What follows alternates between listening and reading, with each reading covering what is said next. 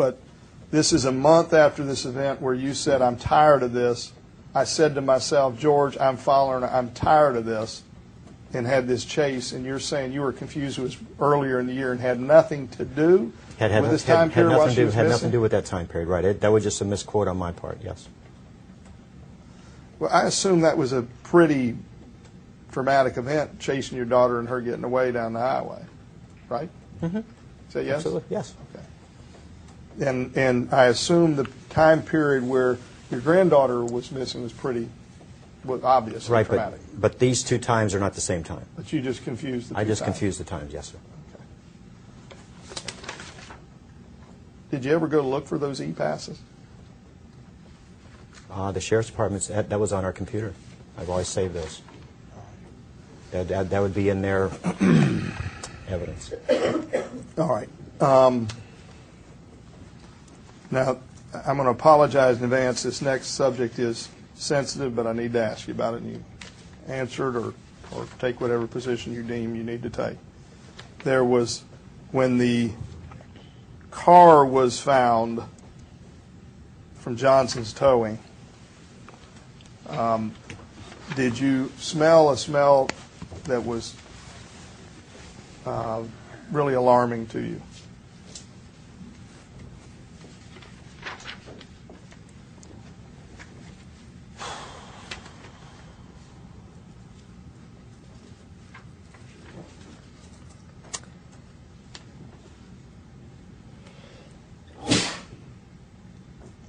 Again, that's part of the record that the Sheriff's Department has. I have to say yes. Okay. And did you tell them, and I'm just reading from your statement, I don't like that smell in the car. I'm going to be straight with you guys. I'm being straight and honest. I'm not going to hold back. There's a reality here in this thing, and that's life. Did you say that? Yeah, because there's a decomposition smell, yes, sir. And you smelled that in the car? Mm-hmm. Yes. And you were, I know it's been a long time ago, but you were in law enforcement. Is that where you had that and there's smell? certain smells, sir, you never forget. And did you learn that through your law enforcement years? Absolutely. There's certain things you just never forget. Okay.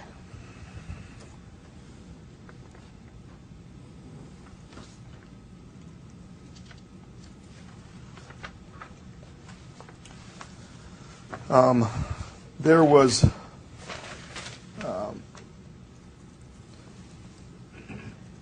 and I don't have a whole lot more here. You were at the, let me ask you about, are you aware of any potential book deals or anything like that being discussed that would create money about this story that you're having to live this nightmare?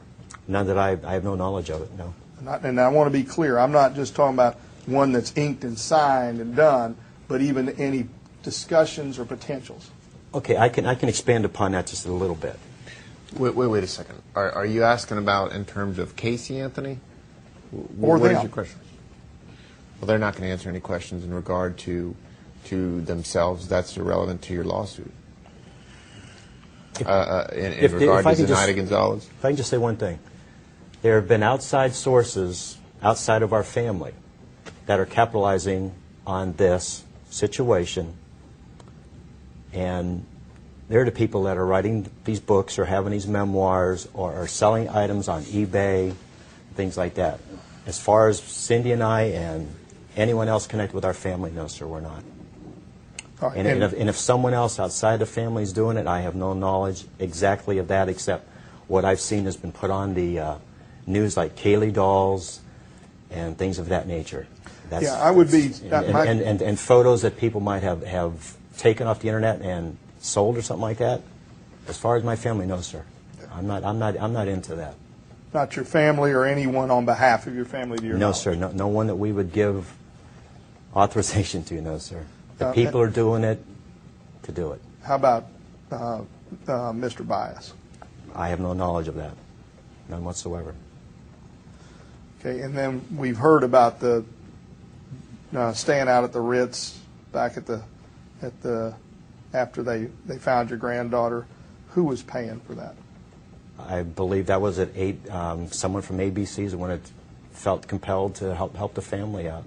That'd be something you'll have to ask them, sir.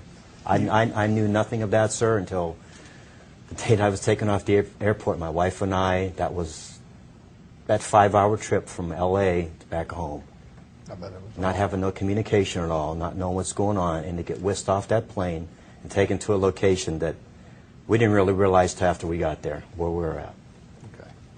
Okay. And you were, when you say taking off the plane and whisked, did they have a car waiting or something like that? Oh, there was numerous cars, numerous people. To say how many cars, how many people, honestly, I have no idea. Okay. Was that someone had planned for us? I guess so. But who did it all? I have no idea. All right. So when you landed, you didn't know that was coming?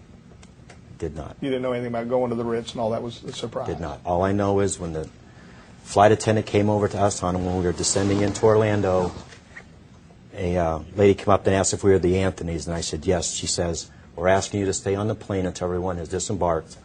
And that was it. Next thing I know, I see law enforcement, TSA, and I don't know who all else was there. Just said, "You have to come with us," and that was it. Okay. Let me just...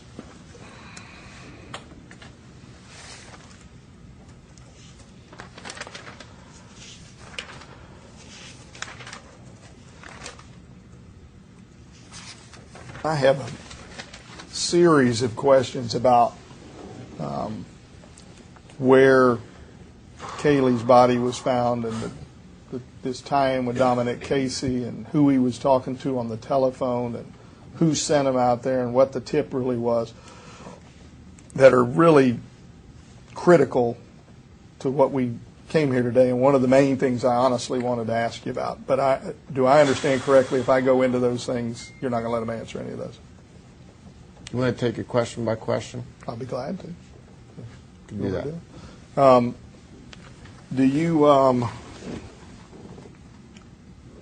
Do you have any information as to who Dominic Casey was talking to on the phone? I have no knowledge of the exact person now. Have you heard who it may have been? And I don't mean off the media, from some source. No, I never heard a name, a specific. All I knew was it was a woman. That's all I can really say. But I got that again off TV. Okay. And do